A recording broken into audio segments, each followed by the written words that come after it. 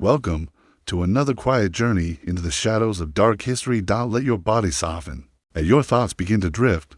Tonight, we'll take a slow, deliberate walk through the misty forests of old Transylvania, a land of damp soil, cold stone, and long-forgotten echoes. The air here is cool and heavy, and the wind slips quietly through ancient trees. You may have heard the name Dracula before, a creature of legend, a blood-drinking figure of fiction, but behind the myth, behind the sharp teeth and black cloak, there was a real man, and as is often the case, the truth is far more disturbing than the story. Vlad III, often known as Vlad Peppy, or Vlad the Impaler, was a prince of Wallachia, a small, storm-swept kingdom caught between greater empires. His life was not one of superstition, but of politics, vengeance, and iron. In the shadows of the 15th century, surrounded by war, betrayal, and siege, Vlad chose a path paved not with mercy, but with fear. Tonight, we'll move slowly through his world, from childhood captivity to cold acts of cruelty and the legend that followed. Imagine yourself walking down the stone corridor of an ancient fortress, the walls sweat with age, lit by flickering candlelight. The past whispers, "Here, and it does not sleep." Let us begin with a boy and the quiet, calculated birth of brutality.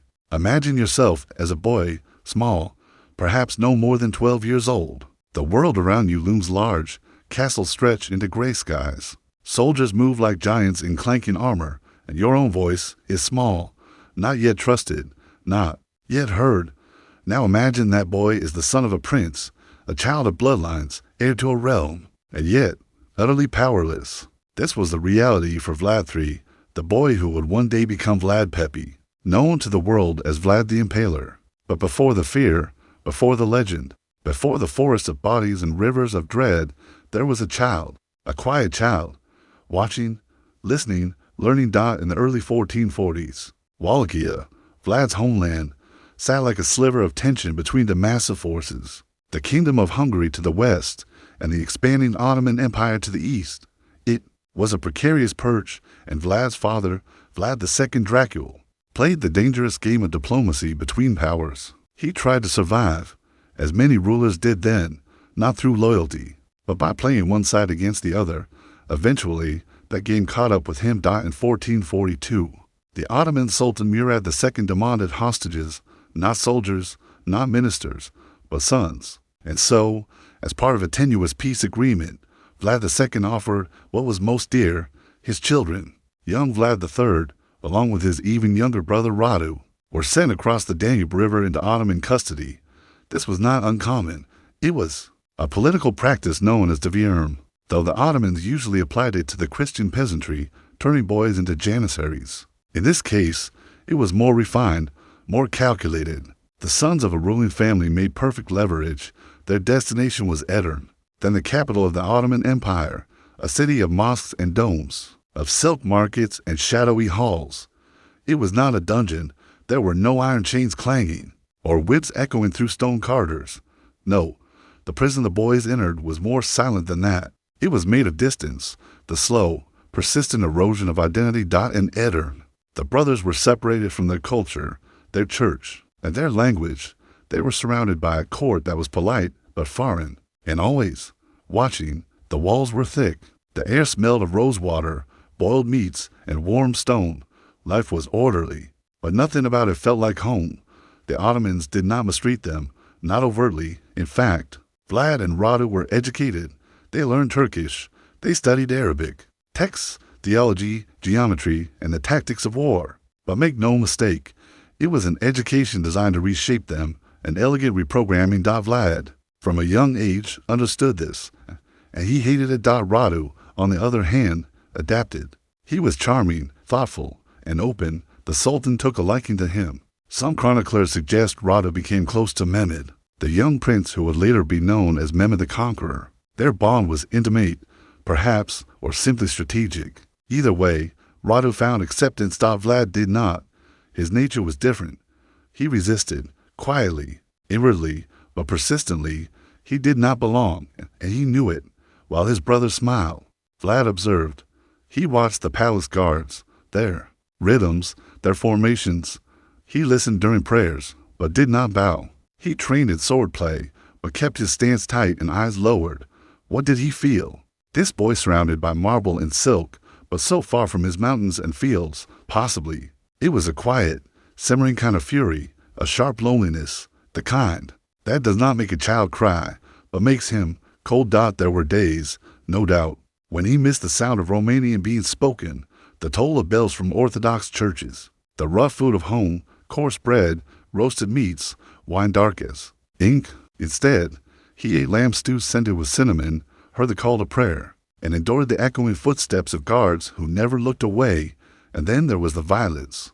Calm, structured, ceremonial, public executions were common in Edirne. The Ottoman court saw justice as a necessary form of order, and order required spectacle. Vlad, as part of his education, likely witnessed beheadings, perhaps impalements, certainly whippings. These were not emotional events.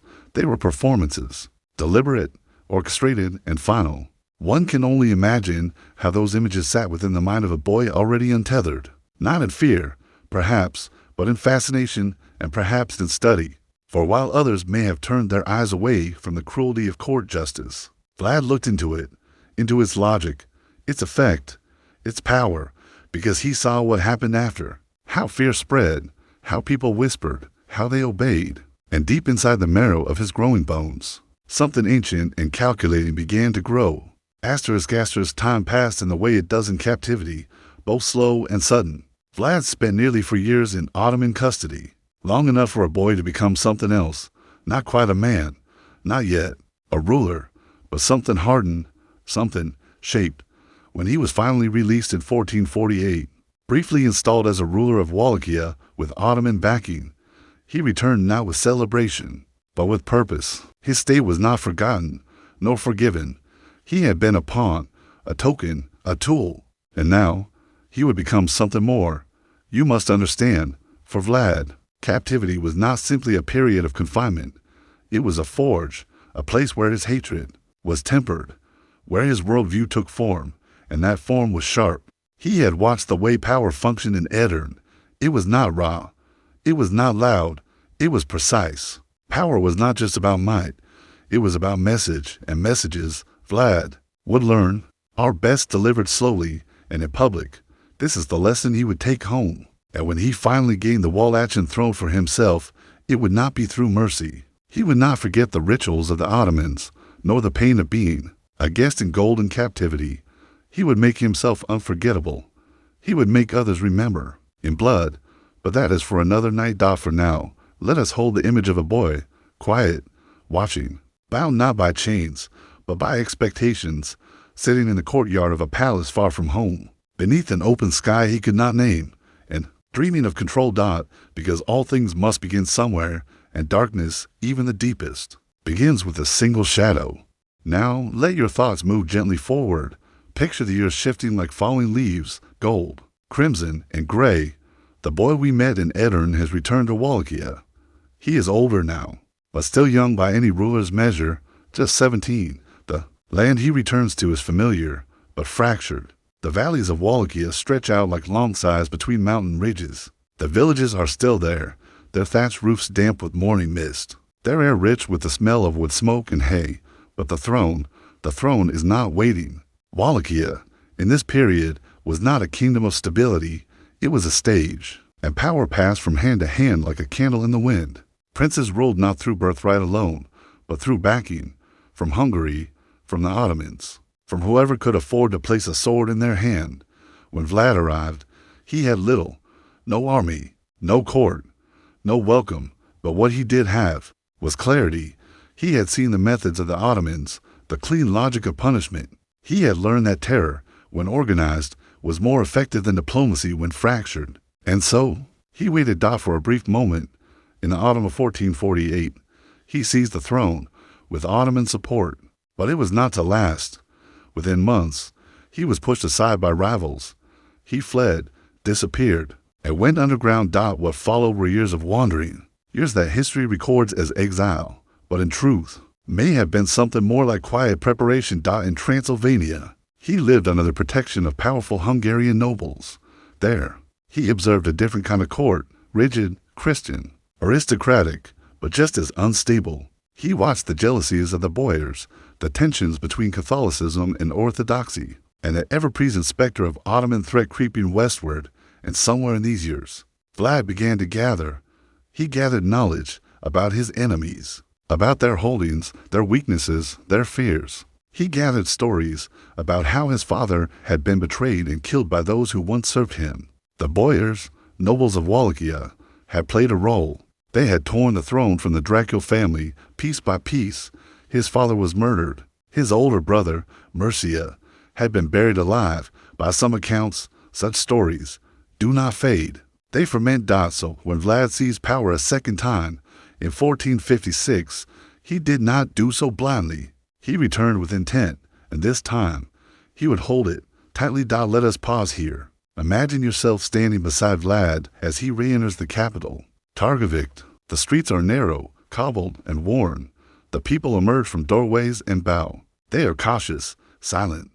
They remember what happens to princes who do not last. They do not know who this young man has become, but they will learn. The first signs were quiet.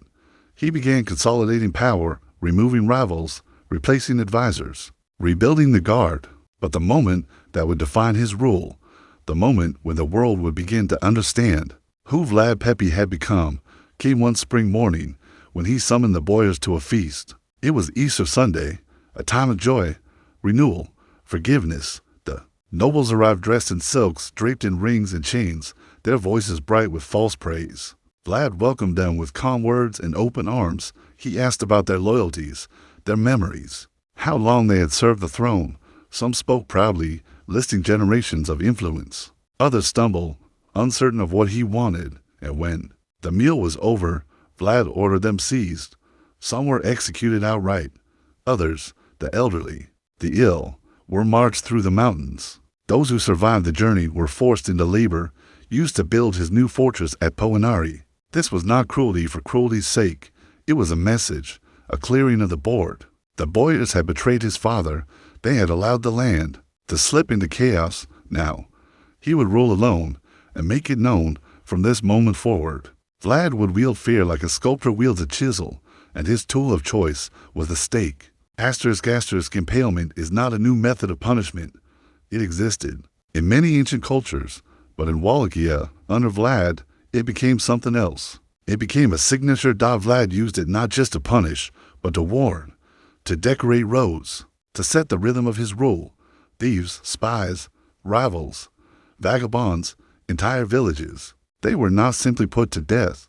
They were displayed, bodies lifted high, above the earth, swaying gently in the wind, casting long shadows across the countryside. Forests of stillness, forests of silence, according to some accounts. And yes, we must always be cautious with medieval chroniclers. Vlad impaled tens of thousands. The numbers blur, exaggerated or twisted by enemies, but the truth is not in the math. It is in the intention. There is one story, often told, that captures this dark clarity. A foreign ambassador visiting Vlad's court refused to remove his hat, whether for religious reasons or out of defiance.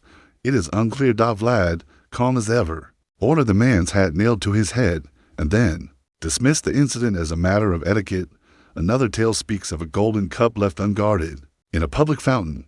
It remained untouched for years, not because of prosperity, but because the price of theft was public, painful, and lasting. This is the kind of ruler Vlad had become, and the people of Wallachia obeyed. It's important to understand that Vlad ruled a land in crisis. Wallachia was not stable. The Ottomans pressed from the east. Hungarian politics shifted like sand. Famine, plague, and poverty were constant threats. In such a place, order, even brutal order, can be seen as mercy. Vlad collected taxes, rebuilt walls, protected borders. To some, he was a hero, a defender of Christendom against the encroaching Muslim empire. To others, he was a monster, a tyrant, a madman. Both can be true. Now, let's step back for a moment. Breathe. Imagine riding through the Wallachian countryside in these years. The road curves through forests, green and dappled with early light. Birds call in the distance. Then, as you approach a hill, the wind shifts, and you see them. Figures rising from the earth, still, pale, arranged in rows. You do not count them. You do not speak. You understand. You turn back. Asterisk, asterisk, this was how Vlad ruled, not with endless armies, nor gold, but with symbol, with ritual, with repetition. He turned violence into architecture, not hidden, but elevated, not random, but systematic. He was no longer the boy watching executions in Edirne. He was the man conducting them. And in this, he found a kind of peace, asterisk, asterisk, but peace, as you will see, is always temporary, because the Ottomans were not done, and neither was history. But that is for another chapter. For now, let us rest with the image of a ruler, alone in his stone hall, sitting beneath a cold torchlight, listening not to music, but to the silence that follows obedience. That, for Vlad, was the sound of control. Let your breath settle again. Allow your mind to drift, like mist over an ancient battlefield, or like candle smoke curling into the rafters of a silent church. We are moving deeper now, into the heart of Vlad's legacy and into the method that sealed his place in the dark corridors of historical memory. Impaling, a word that carries a weight even before it is understood, cold, clinical. But when you slow down and begin to truly imagine it, the word unfolds, and what it reveals is not chaos, but ritual. This was not mindless savagery. Vlad the Impaler did not invent impalement, but under his reign, it became something precise, something deliberate, something artful, and that, perhaps, is what makes it so deeply unsettling. Asterisk, asterisk, let's begin with what we know. Impalement, in its most basic form, involves the driving of a long, sharpened pole through the human body. It is not quick. It is not clean. The goal is not speed, but endurance. Vlad used it not as punishment alone, but as language. Now, breathe in slowly and picture a clearing, a high plain in the Carpathians, ringed by trees. The light is dim, pale with overcast cloud, and rising. From the earth, hundreds of vertical poles, on each a human form, silent, motionless, suspended. Their faces may still hold expressions, eyes closed, mouths open as if mid-word, clothes clinging, damp with the night's fog. Some lean slightly, caught in the final weight of muscle giving way. Others remain upright, stiffened by rigor, like puppets abandoned in the middle of a story. This was a message Vlad sent to his enemies. He called it order. Asterisk, asterisk, accounts from the time, some written by Saxon merchants, others by terrified envoys, describe these forests of the impaled in extraordinary detail. The numbers, though impossible to verify, are astonishing. 10,000 at one time, 20,000 another. Whether these figures are inflated by fear or not, the intention is clear. Vlad was not hiding these acts. He was staging them. The poles were arranged by rank, nobles on tallest stakes, soldiers mid-height, criminals and peasants lower, a hierarchy even in death. This is important to understand. To Vlad, impalement was not barbarity, it was geometry, a message sculpted in blood, spaced evenly, visible from miles away. A ruler might send letters to warn off invaders. Vlad sent landscapes, asterisk, asterisk, and yet, as we descend more closely into this method, we must do so carefully, not to linger on cruelty, for cruelty's sake, but to understand the mechanics of fear. The process itself was not always the same, but the result, prolonged suffering, witnessed publicly, was in some cases, the stake was blunt, not sharp. Why? Because a blunt stake would not rupture organs cleanly. It would press, shift, part tissue slowly, prolonging life. Victims could remain conscious, even responsive for hours, sometimes even for a full day. The pole was inserted from below, rectally, or through other vulnerable entry points, and then gently, carefully, guided upward. Often, the goal was to avoid the heart, to spare the lungs, to pass through the body in such a way that the victim remained alive, hanging, stretched by gravity, skewered as long as possible. A man might writhe or groan, or he might do nothing, stunned into stillness by pain beyond words. The pole was then planted into the earth, and the victim became a statue, asterisk, asterisk, to the Ottomans. Vlad was a menace to the Saxons, German merchants who had long traded with Wallachia. He was a beast, but perhaps the most vivid account comes from an event in 1462. That spring, the Ottoman Sultan, Mehmed II, the same man who had conquered Constantinople, marched toward Wallachia with an army of over 100,000. He expected resistance, but not. As they approached the capital, Mehmed and his soldiers came upon a valley known as the Forest of the Dead. There, stretched across a field, stood over 20,000 impaled corpses, arranged in rows. Rank upon rank, the stench was unbearable. The sight, worse, men turned away, horses panicked. Mehmed, according to some chroniclers, paused in his saddle and said nothing. He did not enter Targovik that day. Instead, he retreated. It was not the loss of men that turned him. It was the statement Vlad had turned death into diplomacy. But let us not imagine that such tactics were used only against foreigners. Vlad impaled his own people, anyone he saw as disloyal, anyone who broke his laws or threatened his image of order.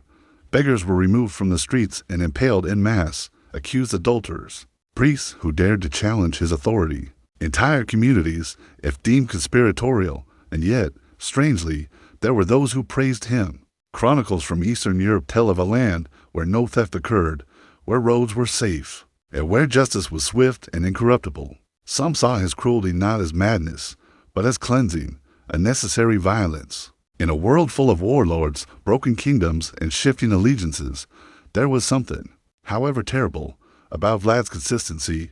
You always knew the price, so. Let us imagine one final scene. A traveler enters Wallachia. He has heard the rumors of the Dark Prince, of the Poles, of the silence. He passes a quiet field. He sees them, pale, distant, unmoving. He continues riding. He does not steal. He does not speak carelessly. He remembers, and that, for Vlad, was enough. We often think of fear as sudden, a scream in the night, a sharp knife, but Vlad understood fear differently. To him, fear was slow. It was planted like a seed. It grew in silence. It did not shout. It watched. And nothing watched more intently than the eyes of a man raised high on a stake, who never looked away. In the next part of our story, we will return to Vlad's palace, but not for battle. We will join him for supper, a quiet dinner held beneath the sway of wooden forests, as Vlad eats and death dines with him.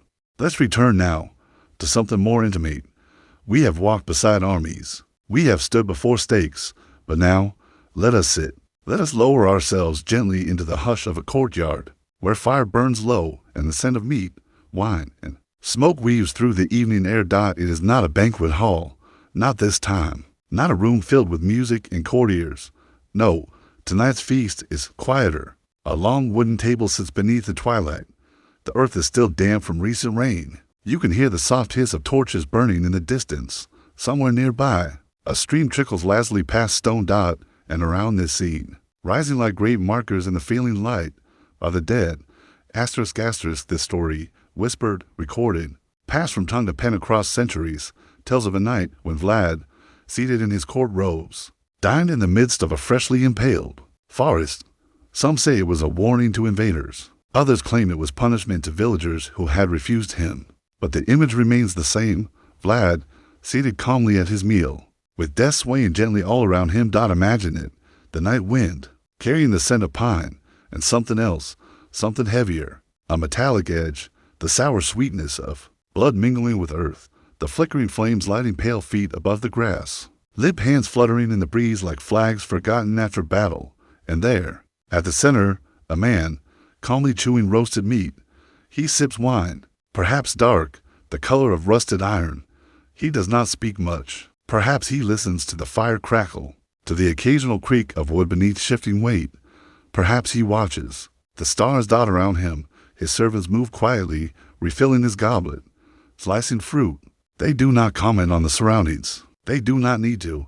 The dead say enough. Accounts of this feast, though often dramatized by later writers, appear in multiple sources. A German pamphlet from the late 1400s recounts that Vlad would occasionally order impalements in the morning, so that by evening the entire field surrounding his camp would be filled, and he could dine among the ranged. It was not just for intimidation. It was, in a twisted way, his communion, a reminder, perhaps, that he alone held life and death in balance, that every decision, whether to punish, to spare, to conquer, flowed through his hands like wine into a chalice. At these meals, Vlad was said to eat slowly, with care, his posture straight, his gaze sometimes distant. The presence of the dead was not a horror to him. It was affirmation. A table surrounded by bodies was not a punishment. It was proof that his enemies had been silenced, that his word was final, that fear had become reality. And yet, in that stillness, in the loneliness of such a feast, there is something more. Imagine being the only one left alive among the recently judged. What kind of silence fills the space between bites? What kind of thoughts accompany your final swallow? Perhaps Vlad didn't think of them as victims. Perhaps he saw them as witnesses, their stillness a kind of applause, their presence a kind of monument to his certainty. Or perhaps he simply no longer heard them at all. Let us imagine the moment just after the meal ends. The plates are cleared, the fire dies low, the servants vanish one by one into the darkness, and Vlad remains. He sits, alone, a figure of velvet and steel, surrounded by dozens, hundreds of figures raised high into the cold air. The sky above is vast, black, starless. The wind moves slightly. It presses against the stakes, a faint creaking chorus, like wooden voices without breath. It is not loud, but it is not peaceful. It is complete. In these quiet dinners, Vlad expressed something more than rule. He expressed philosophy. He believed in absolute clarity, in consequences that spoke for themselves, in shaping not just policy, but memory. To eat among the dead is to become more than a man. It is to declare yourself untouchable, and for a time, he was and yet, even in this silence, the world was not silent. Word of Vlad's feast spread across the Danube, stories carried by merchants and monks, by spies and scribes. In German towns, pamphlets were printed, etched with woodblock images of Vlad raising goblets beside impaled corpses. To some, he became a beast. To others, a warning. But to his people, at least for a time, he remained a paradox. Feared. Obeyed. Perhaps even understood. For the people of a land battered by invasions, rebellions, famine, and plague. Perhaps a ruler who dined with the dead offered a kind of protection, a macabre safety, a dangerous peace, because if your prince sits among corpses, then maybe the wolves at your door think twice. Now, let your breath return, let the wind in, your mind still. You have sat through a strange dinner, one with no laughter, no music, and no guests who leave. Only reminders, only silence, only memory.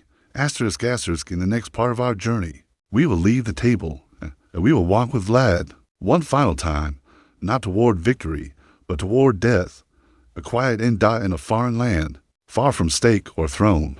Now let us drift again, not forward, but downward, like falling leaves, like embers after the flame has passed.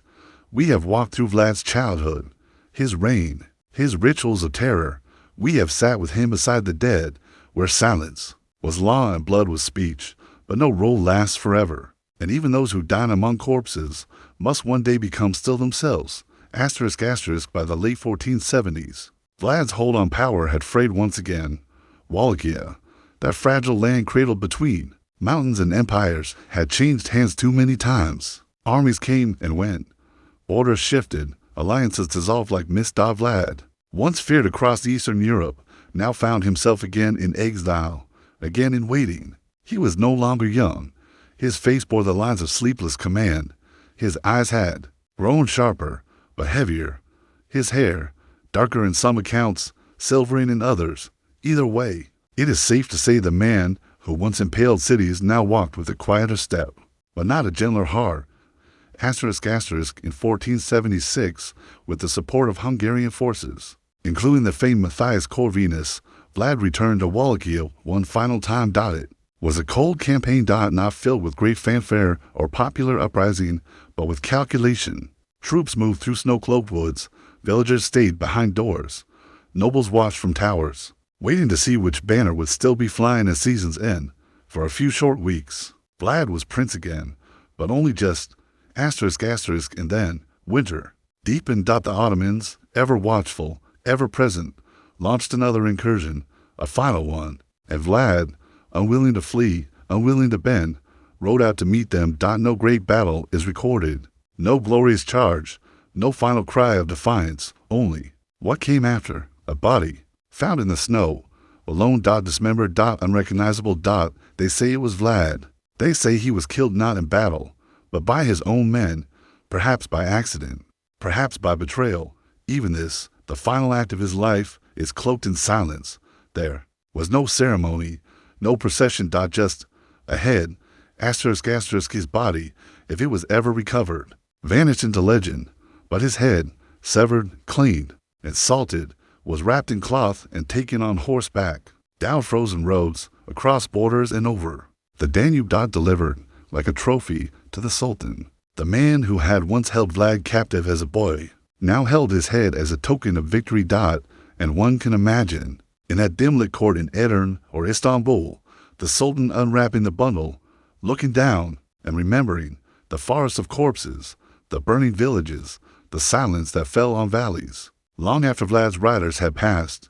Now, all of it, gone, reduced to one pale face, eyes closed, mouth sealed. Finally, still, asterisk asterisk, there is something quietly haunting about such an end. Not grand, not noble, but lost. A man who carved his name into history with screams and sharpened wood, dying without witness, buried, perhaps, in an unmarked grave, forgotten by allies, celebrated by no one. Only his enemies took notice, asterisk asterisk, and yet his story did not end there, because stories like his never truly end. Vlad's death left a vacuum, and into that space poured myth. Tales of his cruelty bloomed like fungi in the dark, printed in pamphlets, carried by merchants, embellished in smoky taverns. He was no longer a man. He was a warning. He was Dracula. Asterisk asterisk, some say his soul cannot rest, that he walks still among the trees of his homeland, where the fog never lifts and the air carries the taste of rust. Others say he sleeps beneath his ruined fortress at Poenari, where the river below sings to him each spring.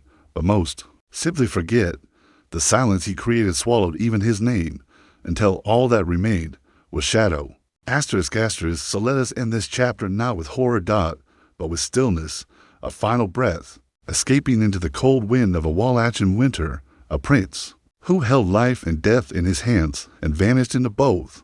Now, let your thoughts drift backward, as if retracing footsteps through snow no longer fresh. The man is gone, the head delivered, the throne empty, and yet, in Wallachia, in Transylvania, in the old forests and cold towers of the Carpathians, something remains. Something unsettled. Asterisk asterisk, when Vlad Pepi died, there were no epics sung, no state funeral, no bronze statues placed proudly in squares. But legends, unlike rulers, are not buried.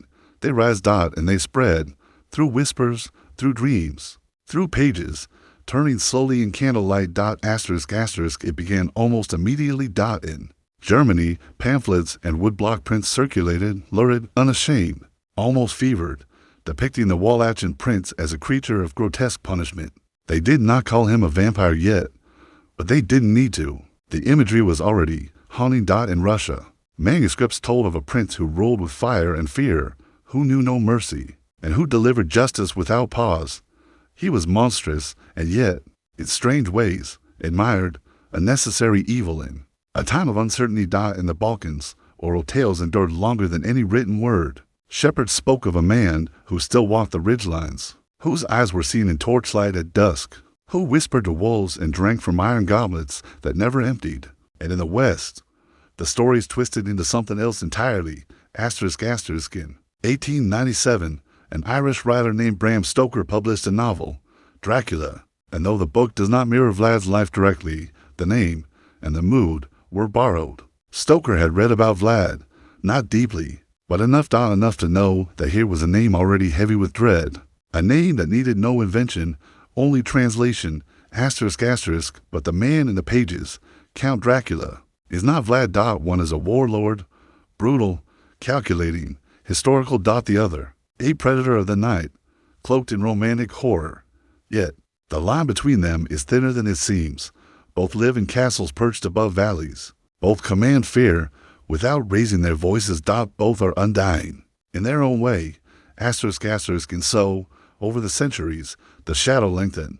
The real Vlad, the Impaler, the ruler, the exile, the corpse in the snow, faded behind the fiction. What replaced him was Dracula, a symbol of darkness, of Eastern Europe's unknowable wilderness, of something older than logic. Something that wakes when the wind howls across pine, when torches gutter in forgotten ruins, when the ground feels too soft beneath your feet. something that remembers what fear used to sound like, asterisk asterisk, but let us return, briefly, to the land itself.